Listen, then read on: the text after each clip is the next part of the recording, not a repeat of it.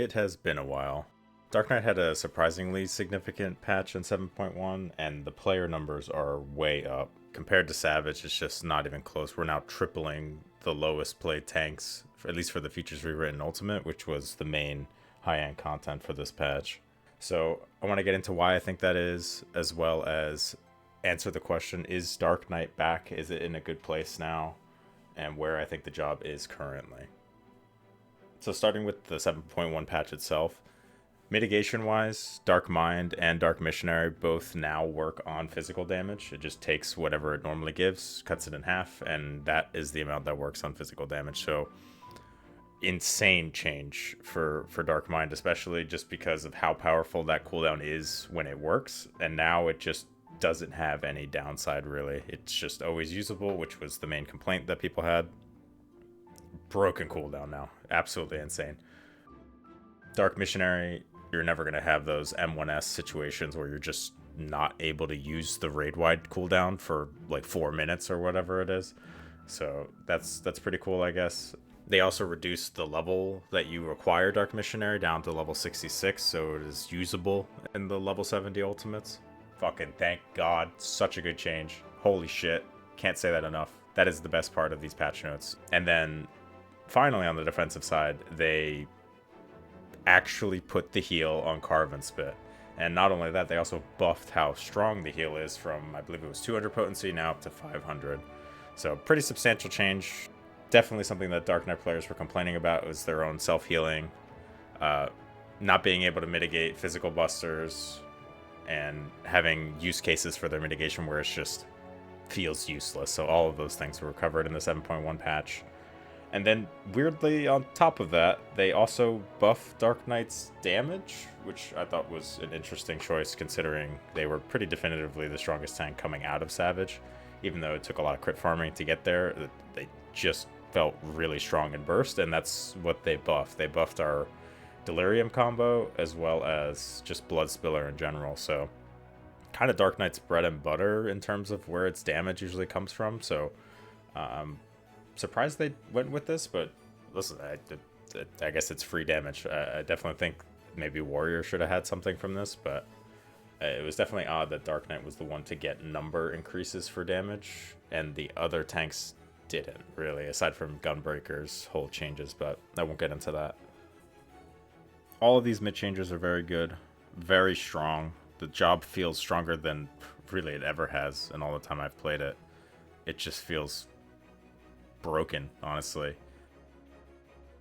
But at the same time, it also feels just as hollow as it did last patch. Like, nothing has changed gameplay wise for the job, so that is still my number one concern, is that you could slap all this damage on, you can make its mitigation the strongest in the game, but if the gameplay sucks, people are still going to complain about this job.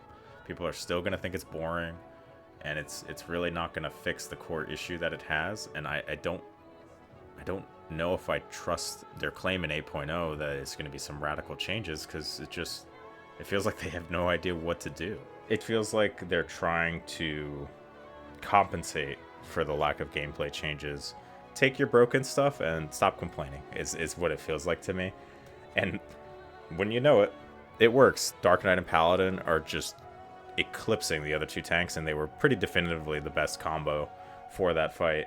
And I'm going to get into the fight Futures Rewritten more specifically in a minute, but you bring Dark Knight now because it's easy to play, easy to prog, does insane damage, has insane mitigation, some of the best single target mitts that you can put on other players. I want to say it's the best at that. And then just doesn't really have a lot of stress in its rotation ever. It's extremely flexible to the point where you're never really thinking that hard about your rotation. You're just maximizing your usages and then just 1, 2, 3 comboing for a lot of the fights, so you can focus on mechanics. You don't really have a whole lot to distract you on your hotbars. So I could 100% see the appeal of playing the job in Ultimate. Like, why wouldn't you? Why would I play Gunbreaker, who can do pretty comparable damage, but you have to put way more thought into making sure your cooldowns still line up, making sure you have the right amount of cartridges going into bursts, like all these other things that you have to worry about with Gunbreaker. You could just get a whole lot more for a whole lot less effort. And while of course I'm happy with how well Dark Knight's performing, it's still, I would rather be weaker and have a better gameplay feel, if that makes sense. One thing that I didn't really get into my first time making a video like this is I didn't really give any suggestions, or at least not a ton, about what I would do to fix it. And when it comes to this topic of trying to give the devs suggestions for things on how they can improve the job, I don't typically like doing it because it always feels like there's a disconnect between what's realistic and what would be cool if it was in the game, right? As depressing as it is to say, Square Enix is just not willing to take risks right now with job design. So giving suggestions, I want to keep that in mind so that maybe it's something that could realistically happen while still also improving at least somewhat the enjoyability of the job, right? So there's nothing going to be super groundbreaking here, and you might even think some of these changes are boring. My goal is that they are better than what we have now. Whether or not they're massively better, probably not going to happen. But this is the kind of thing that I would hope for before any major reworks. Like, this is just something to get us back to that play feel of Endwalker in the simplest and easiest to implement for the devs as possible, right? Whatever method that is, that's what I want to go with. So one of the examples that I made in the last video was just put the heal on Carve and Spit, because like it's the most easy thing they could have done to add healing to the job, and that's what they did, right? Dark Mind and Dark Missionary, how do you fix those buttons not feeling useful sometimes? Put physical damage on. Like, it's the easiest fix, the most boring, no creativity whatsoever, just fix problem, simplest way possible. That's what they're going to do, right? So one of the best changes that I've heard from, at least in all the comments and all the people I've talked to, would be for Carve and Spit. Now, there's two issues that I want to address, right? It's the missing mana that we lost, as well as the weaves that we lost. You take Carve and Spit, you reduce the cooldown to 30 seconds, and you give it 2 charges. Cut the damage in half, and there you go. Super easy change. All it does is give us a 30-second cooldown to manage again, because we used to have Plunge for that. Now we don't have any 30-second, and now we will have covered the entire range of cooldown management, right? So we have a 30-second with Carve and Spit, we'll have 1 minute with Delirium, 90-second with Salted Earth, and then 2 minutes with Living Shadow. We'll be able to cover the whole spectrum of cooldowns, which will make ultimates, especially with a lot of short phases, much more interesting in trying to not lose uses of Carve. You still have your ways of trying to save your 1 minute cooldowns, so I think that would be really cool. And you already know how I feel about Delirium and how we lost the mana, so for that, it's another easy fix, right? So rather than give us 5 stacks again and have a weird 5 stacks of Blood Weapon, 3 stacks Delirium thing again, just make the mana regen from Blood Weapon 1,000 instead of 600. Because what we lost was 1,200 mana. So if you add 400 to the 3 hits, there's your 1,200 mana. We're right back where we were before. You can even cut the mana regen from Carve in half, so that way the 2 charges don't break anything there, but then we'd be essentially exactly what we had back in Endwalker in terms of mana levels. Now, there is a very slight loss of mana generation from the new Disesteem 2-minute spender, because it's a GCD. It actually pushes back your 1-2-3 combo, so your passive mana regen from that gets pushed back a little bit every single 2 minute. I don't think this is a huge deal. Overall, though, the main focus of these changes is to give us something to do outside of our 2 minutes. So you're going to have a lot more mana to manage, so you're going to be dealing with that. You're going to be pressing more edges. You're going to be pressing more Carve and Spit outside of your burst. And you're just going to be able to TBN again defensively. Like, you're just going to have way more mana to play with. So I think it'll just get us back into that realm. Again, it's still just a 1 minute Endwalker burst. Not that exciting, nothing super groundbreaking, but it is better than what we have now, and that is the goal. In terms of the blood gauge, this one's honestly a tough one for me, because the 50 blood cost for Shadow was not all that exciting either back in Endwalker, so to just suggest that they revert that, which I don't even think they would do, to be clear, I don't think that's the way that they would ever go. So it would have to be something completely new, whatever changes they make for the blood gauge, and I don't think that's something they're going to be able to do a good job of until it's a full rework. So ultimately, as boring and as useless as the blood gauge is now, I just don't see a way they can make it interesting in the short term. Like there's just no one simple change that they can do to make that gauge feel usable, just to give you a reason to pool it that is actually rewarding you, as opposed to just getting an extra blood spiller or two in your burst window. Like that just doesn't feel like a good enough reason to hold blood and risk overcapping. Like I would rather just spend it and just not think about it in most cases. And I think if there's anything that they should be focused on for the rework of Dark Knight, it's making that feel useful again. And not just at level 110 or whatever our new level cap is going to be, at all levels, making the blood gauge feel useful and not just a blood spiller holder, which it currently is now. But yeah, let's move on to the fight itself, because Futures Rewritten is definitely had a mixed reception. All in all, I definitely enjoyed the fight on Dark Knight because of how flexible it is. Again, I never really felt like, oh fuck, this kill time's so cursed. Now I don't get this, now I don't get that. Like it always felt like I just do whatever I want and I can find ways to make it work. And that is something I've always enjoyed about Dark Knight, is how flexible it is in Ultimates. So it's not exactly a new thing that it has, but it's even easier than it's ever been to be flexible in Ultimate. Now, there's just one big elephant in the room when it comes to that fight, and we all know what it is. Everybody saw this coming. Fuck, dude. What were they thinking with Pictomancer? Holy shit, that job is so stupid. Like, its damage is absurd. Like, and we all know this. It's been talked about to death, so I'm not going to go too crazy on it. But what's the most frustrating part about Pictomancer is not because of how broken it is. It's because we all saw this coming. Like, this was not a surprise to anybody who plays this game. We knew how strong Pictomancer was in the Omega Protocol and DSR, which, again, Legacy Ultimates, there's gear creep, whatever. We know how strong Pictomancer is with downtime. And then you take the strongest Savage class. It was just eclipsing the other casters by a mile. Everybody was locking out other jobs for parse parties. It was only Pictomancer because that was the only one that was getting the fast kill times. We all knew this.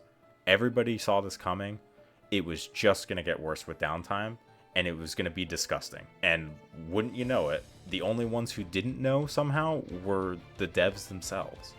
It's just really frustrating, because I think they did a really good job of designing Futures Rewritten. I do prefer this style of mechanic way more than how they handled Top. So having one person's death just be a complete fuck you, you're dead now, was really frustrating to Prague. And I can feel that feedback in this fight. Pretty much everything that you do, if you do it incorrectly, will just give you a damage down, or some, like the mark throughout the phase that's just a 90%, you do 0 damage down.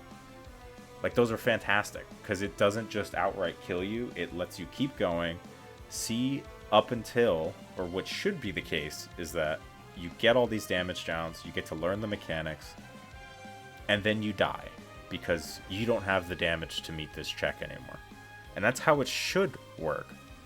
But the problem is, because the balance is so off, and Pictomancer is so far ahead of the other DPS, they didn't balance for Pictomancer. They balanced for the worst comp. And if you bring a dog shit comp, you'll feel those DPS checks come back. Like, they're not, again, they're still not insane, even when you bring a bad comp. But, like, they feel like an ultimate when you bring a bad comp. When you have Pictomancer, world proggers, like, granted, best players in the game, right? They're gonna make the check look like shit, right? But they had like 4 or 5 deaths after crystallized time, or just like full damage downs because the stack was messed up, and it's just, they just don't care. They just kill phase 4, wall it because there's like a minute and a half before the final phase starts, so their whole vuln is gone. And it's like it didn't even happen. So like there should just be no world that you make it to phase 5 if you do CT incorrectly on content. Like that should just, like, if there's any mechanic that's gonna be, you know, top-esque, you could practice it, you can do the mechanic because you just get damage downs, but you should not proceed to phase 5 if you do not meet those damage requirements. Like, it just doesn't make any sense that it's like this early. And somebody mentioned that the fight on release already feels like a Legacy Ultimate. Like, it feels like it's already, maybe not an expansion behind, but it feels like we have relic stats already. Like, we just kind of shit all over everything. It's like people can die, people can get damage downs, and you're probably going to be fine unless you have the worst comp and maybe below average players. Like, it really does make me worry about their ability to balance going forward. And I don't know if it's just a stubborn view of, we don't want to nerf Pictomancer, so we're going to live with this mistake. Like, they obviously know that it's a problem, but they're going to try to, you know, push through it in whatever stubborn way they can. But it just doesn't seem like a viable option, right? Because buffing all the jobs to what Picto is now, if they honestly did that, which they said they were going to do, obviously they didn't.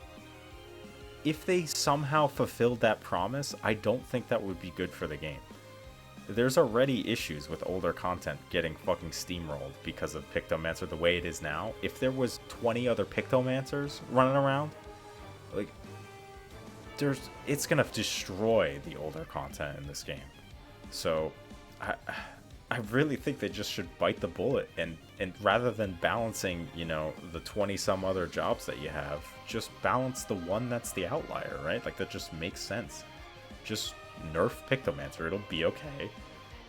I'm not saying shoot the job into oblivion. This isn't World of Warcraft. You don't have to nerf it by 50%.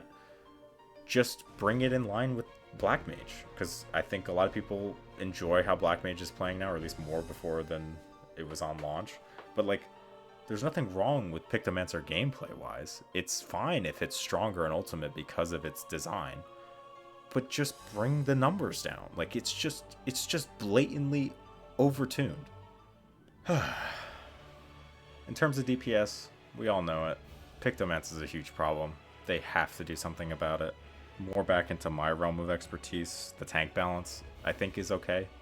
I think Paladin's fucking insane for Futures Rewritten just because of how good it is at cleaving P4. But Dark Knight, I think, overall is just disgusting. Right now, also overtuned currently. Gunbreaker has way less restriction on its rotation thanks to single down as opposed to double down. And then you just have Warrior that's just, again, feels great to play, just feels like it needed part of those buffs, right? So when those buffs came in for Dark Knight, like, that felt like it should have probably been for Warrior. But yeah, I think those, again, are very easy changes. As far as the phases go themselves, it was so much more fun to prog than Omega Protocol, just because Thancred is so much fucking better than Looper. Holy shit. What a fucking upgrade we got with Thancred. But yeah, Fatebreaker, great phase. Shiva, kind of a snoozer.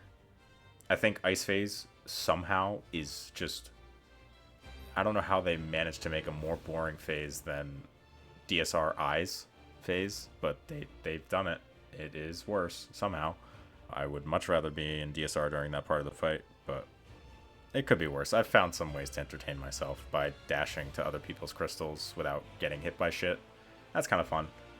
Less fun when the Pictomancer nukes my crystal out of eternity and I am just sitting around doing nothing until I could find somebody to dash to. But that's besides the point. Gaia, APOC is extremely fun if you are the tank that takes the jump. Otherwise, it's okay. Ultimate Relativity was fine. Kind of feels like Hello World to me now. Phase 4 definitely needed a different mechanic than Darklit. I feel like Darklit Dragon Song was very undercooked. I don't know why that mechanic is so easy. Like, I know there's a sneaky way to wipe yourself by accidentally hitting the crystal with the spread or the water stack. That's like kind of hard to tell when you're gonna hit it. Sure, it's got that little bit of depth to it, but crystallized time is the only actual mechanic of that phase, and it's kind of a shame because you kind of just steamroll until you get this crystallized time, and then you clear crystallized time and the fight's pretty much over. But yeah, I do think that 7-1 Aquamorns was a pretty cool discovery. Feels easier by like a mile than DSR. You use like half your mitt and it's like super comfy for some reason. I mean, they can only make stacks deal so much damage. It's just silly that it's based on the tank targeting. And there's a reason they normally don't let stacks target tanks, because we will cheese them, and that's what we do. Doing so lets you put extra mitt on Hollowed Wings, which makes it much more consistent because the lineup can be very strict, and it can just save somebody who gets a vuln, and it's super comfy. And then, yeah, it also just makes the heal check for that. You can just kind of funnel all the targeted mitts onto Shiva, because the final Mornifa always comes from Shiva, and it just makes the whole Aquamorn mechanic feel way comfier. And finally, for Phase 5, I did really enjoy the tank tower mechanic. I thought that was very, very cool. It's just a shame. I feel like Phase 5 is missing like a mitt check. Like usually in these final phases, the mechanics are relatively easy, which I think Exa lines or Exa waves, whatever you want to call them, is the hardest iteration of that mechanic just ever. It has killed so many people. I've been into that phase so many times and lost so many pulls because of those fucking Exa lines. So that is definitely a challenge for the fight, but in terms of mitigation, it's just not there. Like there's nothing wave cannon-esque at all. And not that every phase needs to have that, but even like Giga Flares and DSR was a very tight mitt check and heal check. There just really isn't anything like that in Phase 5. Like, sure, if you put literally nothing on the Aquamorns or the Fulgent casts, you'll probably die. But Polarize is just very wimpy. The Tank Busters are pretty livable, even if we didn't have Invuls for that phase. So it just feels like the mid check was a little weird for that phase. Like, they definitely went easy on us there. And I don't particularly love that for a final phase. I feel like that's what makes those final phases so tense, is that every single mitt matters. But again, it sounds like they took the feedback from top, and that a single death in Phase 5 was an instant wipe. But I think they might have taken that a little too literally, because the reason that top was an instant wipe is because you needed the LBs to clear. Whereas if you have a death in Phase 5, you can still kill the fight. It's just when you get a lot of them, that's when it becomes a problem. So the fact that you could still continue with a death, I think, is why they should have made the mitt checks more like, you know, DSR at the very least. But yeah, that's kind of how I feel about the Futures Rewritten Ultimate as a whole, as well as how Dark Knight performed in it. I was honestly pretty shocked to have anything to really talk about change-wise for Dark Knight. I was kind of just ready to wait another 2-3 years of nothing, silence until 8.0. And then finally maybe something would happen with Dark Knight, but here we are. So here's hoping we get some more, at least rotational changes. I don't think Dark Knight needs any more damage. Our mitt's fine, our mitt's perfect, or at least functional for the remainder of the expansion. We really need some love in the 1 minute department, and I think having more charges of Carve and Spit, having our mana back, those are the easiest ways to get that back. So that's the changes that I would recommend. Otherwise, am I still sticking with Dark Knight? Yeah, obviously. You know, it's in the name. I'll be here on Dark Knight, but man, they really need to nail the next DPS check, or or they're going to be in some trouble. It's been since Abyssos, I feel like, since the DPS has actually mattered, and it was like a 1% overtuning issue in Abyssos, and now they're just terrified to have a hard DPS check. Obviously, Pictomancer is an issue right now as well, and maybe that's why they're having such a hard time with it, but it also feels like, just in general, they are horrified to make a DPS check difficult. So hopefully the feedback from the community makes it very clear. Yes, for high-end content, we absolutely want tough DPS checks, and then that will naturally get easier over time as relics are introduced, as dungeon gear is introduced. So it's not like it's meant to gatekeep people out of these ultimates forever. It should just make it feel fun to play DPS or care and optimize your rotation for these ultimates. So hopefully that's something they take into consideration in the future. But let me know what you think in the comments. Let me know what you think about the fight, how Dark Knight's doing. I know I've been pretty negative about the fight throughout this video, but I do think it is a fun fight. I have every intention of spamming it in PF just like all the other ultimates. Hopefully they get the DPS issue sorted, and maybe after they nerf Pictomancer, this fight will actually be harder than it was originally, which would be very funny. And if you did enjoy this video, I do already have plans for a video regarding the Legacy Ultimates, so that's already something that I'm cooking up. Thank you to everybody who likes my stupid meme videos. I do enjoy making those a lot, and I will definitely keep making them. But it definitely seems like a lot of people like this type of video as well, so I'll try to do a little bit of both. When I have something to talk about, I'll make these. When I have some stupid meme that comes into my head, I'll make a meme video about that. But thanks for watching. Happy New Year, and I'll see you in the next one.